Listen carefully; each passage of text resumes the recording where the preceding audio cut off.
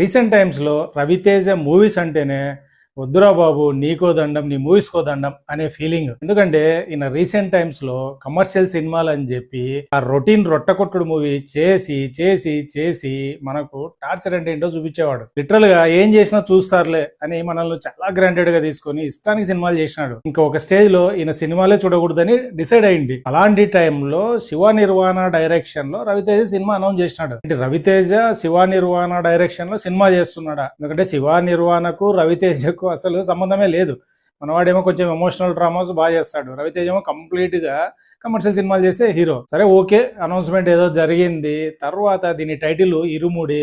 దాని తర్వాత back to back ఈ ప్రమోషనల్ కంటెంట్ వచ్చిన తర్వాత అరే ఇదేదో కొంచెం ఇంట్రెస్టింగ్ గానే అనిపిస్తుంది అనే ఫీలింగ్ అయితే కలిగింది. రవితేజ చాలా రోజుల తర్వాత ఒక డిఫరెంట్ సినిమా ట్రై చేస్తున్నాడేమో అని అయితే అనిపించింది. సో ఇది బ్యాక్ టు బ్యాక్ ఆయనకు వచ్చిన ఫ్లాప్స్ వలన, లేకపోతే ఆడియన్స్ తనను రిజెక్ట్ చేస్తున్నారనే భయంలో నుంచి ఇలాంటి కాన్సెప్ట్ తీసుకున్నాడో మనకైతే తెలియదు. కానీ బట్ ఈ అటెంప్ట్ అయితే ఇంట్రెస్టింగ్ అనే అనిపించింది. ఇది వర్కౌట్ కావాలని కూడా మనస్ఫూర్తిగా కోరుకున్నా. వర్కౌట్ కావడం కాదు కదా, ఈ సినిమాకు రవితేజనే బిగ్గెస్ట్ అసెట్. ఇరుముడి స్టోరీ విషయానికి వస్తే ఇది ఫాదర్ అండ్ డాటర్ల మధ్య జరిగే స్టోరీ. దీంతో పాటు సొసైటీలో అమ్మాయిల మీద, ముఖ్యంగా టీన్స్ మీద జరిగే ఒక ఇష్యూను కూడా డిస్కస్ చేసినారు. ఆ ఇష్యూతో వీళ్ళకేంటి సంబంధం, ఫైనల్ గా ఏం జరిగింది ఏంటి అన్నదే స్టోరీలో డిస్కస్ చేసిన ఇష్యూ అయితే కాంటెంపరీగానే ఉంది. ఈ సినిమాలో Raviteja daughter, Sai Kumar daughter. So వీళ్ళిద్దరి క్యారెక్టర్ల ఆ డిస్కషన్ అయితే బాగా అనిపించింది. అంటే వీళ్ళలో ఒకరేమో కూతురును భయంతో పెంచుతుంటారు, ఇంకొకరేమో ధైర్యంతో పెంచుతుంటారు.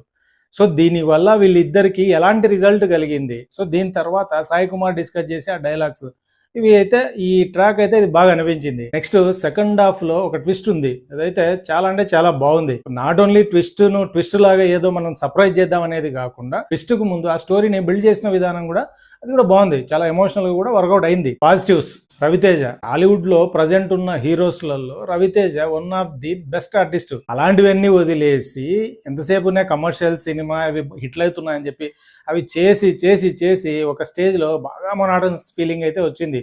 దీంతోనే ఆయన సినిమాలు మాక్సిమం అవాయిడ్ చేసినాము. ఆ కమర్షియల్ సినిమాల్లో కూడా ఏదో ఒకటో ఆరో ఎమోషనల్ సీన్స్ ఉంటాయి. ఈ సీన్స్ అప్పుడు రవితేజ యాక్టింగ్ చాలా అంటే చాలా బాగుండేది. సో మనవాడు కంప్లీట్ గా ఒక ఎమోషనల్ డ్రామా చూస్తే చాలా బాగుంటుంది కదా అనే ఫీలింగ్ అయితే నాకు ఎప్పుడు ఉండేది. బట్ ఇన్ని రోజులు ఎవరు దాన్ని ట్రై చేయలేదు. ఫస్ట్ టైం శివ నిర్వాణ దాన్ని టచ్ చేసినాడు. స్టార్టింగ్ నుంచి ఎండ్ వరకు కంప్లీట్ ఎమోషనల్ డ్రామానే. లిటరల్ గా రవితేజ క్యారెక్టర్ ను చాలా అంటే చాలా న్యాచురల్ గా, చాలా రియలిస్టిక్ గా, చాలా గ్రౌండెడ్ గా, చాలా అద్భుతంగా చేసినాడు. సో రీసెంట్ టైమ్స్ లో రవితేజది బెస్ట్ పర్ఫార్మెన్స్ అయితే చెప్పొచ్చు. అట్ ద సేమ్ టైమ్ ఈ సినిమాకు బిగ్గెస్ట్ ప్లస్ కూడా రవితేజనే. ఇన్ని రోజులు మనం రవితేజను మాస్ మహారాజా అని అట్లా చూసి, అంటే సినిమా మొదలు పెట్టినప్పటి నుంచి అట్లా ఎకిలిగా అట్లా నవ్వుతూ ఇట్లా అరుస్తూ ఇలాగనే చూసిన రవితేజ ఒక్కసారిగా ఇరుముడిలో చాలా డీసెంట్ గా, చాలా సెటిల్డ్ గా పర్ఫామ్ చేసినాడు. నెక్స్ట్ రవితేజ డాటర్ నక్షత్ర, ఈ పాప కూడా చాలా అంటే చాలా బాగా చేసింది. అంటే ఎక్కడే గానీ ఓవర్ ద బోర్డు కాకుండా చాలా సెటిల్ గా చేసింది ఈ పాప కూడా. రవితేజకు ఈ పాప వీళ్ళిద్దరి మధ్యన ఇంటిమసీ కావచ్చు, వాళ్ళిద్దరి మధ్యన అండర్స్టాండింగ్ కావచ్చు, అయితే చాలా అంటే చాలా బాగుంది.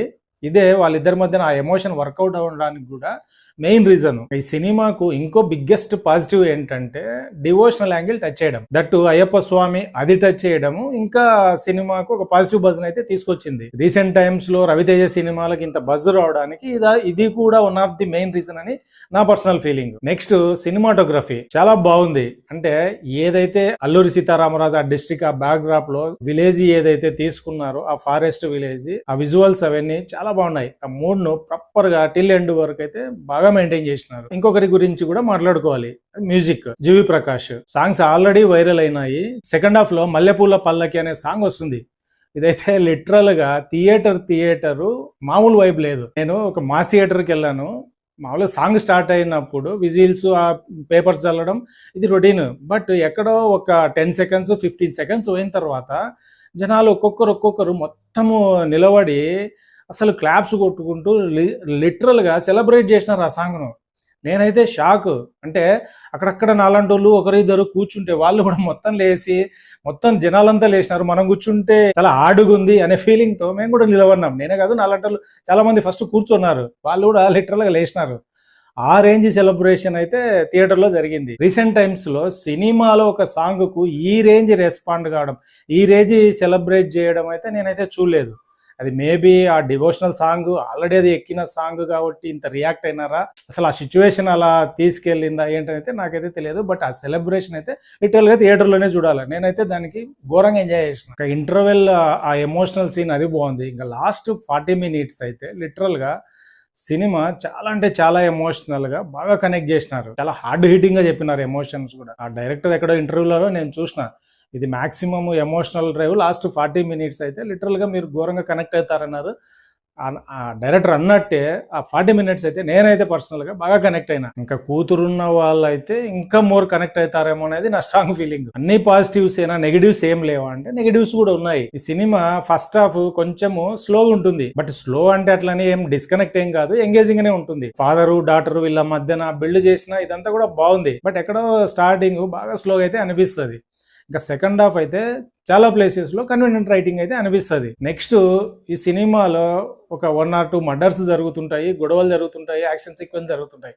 బట్ ఎక్కడే కానీ పోలీసులు ఆ యాంగిలే ఉండదు. మరి వాంటెడ్గా దాన్ని అవాయిడ్ చేసినారా లేకపోతే ఎందుకులే అన్నెసరీ అని తీసేసినారో మనకైతే తెలియదు. బట్ ప్రజెంట్ ఉన్న సొసైటీలో డిపార్ట్మెంట్ అనేది ఆల్మోస్ట్ ప్రతి 10-15 విలేజ్లకు ఒక చోట పోలీస్ స్టేషన్ ఉంటుంది. బట్ దీంట్లో ఆ యాంగిలే లేదు. Next pre climax. సో ఇంతవరకు బాగుంది కదా, ఇప్పుడేంటి సడన్ గా సినిమాటిక్ గానే ఫీలింగ్ కూడా ఒకటి కలుగుతుంది. నెక్స్ట్ అక్కడక్కడ కొంచెం ఓల్డ్ స్కూల్ కూడా కనిపిస్తుంది. Story, screen play, dialogues, direction Shiva Nirvana. Devotion, emotion, suspense ఇన్ని జానరాసును ఒకటే స్క్రిప్ట్ లో చెప్పడం అనేది అంత ఈజీ కాదు. దట్టు అది చెప్పడం అయితే చెప్పొచ్చేమో కానీ దాన్ని కన్విన్సింగ్ గా చెప్పడం అనేది ఇంకా టఫ్ టాస్క్.